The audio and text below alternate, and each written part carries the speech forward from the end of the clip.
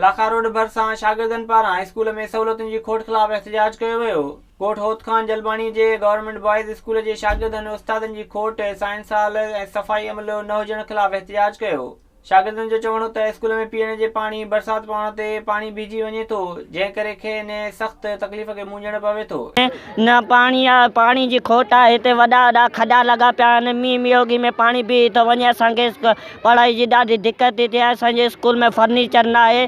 School जे उस्ताद अवामी आवाज़ खे ॿुधायो त संदन स्कूल 1961 खां क़ाइमु आहे, जितां केतिरा ई शागिर्द तालीम पढ़ाए वॾनि उहिदनि ते पहुता आहिनि। इहो स्कूल सहूलियतुनि खां वांझियलु आहे। हुन चयो त स्कूल में वधीक कमरनि, उस्तादनि ऐं साइंस हाल समेत ॿियनि शयुनि जी खोट आहे। जीअं त हीउ स्कूल असांजो पुराणे दौर जो स्कूल आहे, 1961 खां वठी वजूद में आहे ऐं हितां कई शागिर्द अॼु बि इंजीनियर डॉक्टर हितां ई पैदा थिया आहिनि। सुठा सुठा शागिर्द पैदा थिया आहिनि।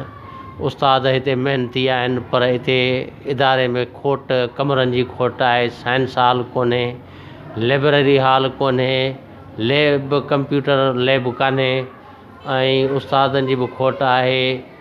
उस्ताद ॿुधायो त संदन हर क्लास में 100 खां वधीक शागिर्द पढ़नि था, जंहिं सबबु फर्नीचर जी बि खोट आहे।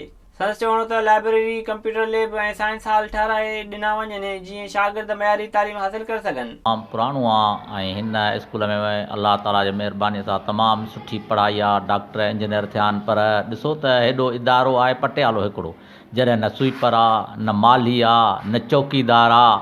हाणे हिकु पटे वालो इहा वॾी खोट आहे। ऐं जॾहिं त क्लास में ॿार 100 खां मथे आहिनि, त उन हिसाब सां असां वटि कमरनि जी बि ॾाढी खोट आहे। विज़िट कयो अवामी आवाज़ मीडिया ग्रुप जी वेबसाइट awamiawaz.pk।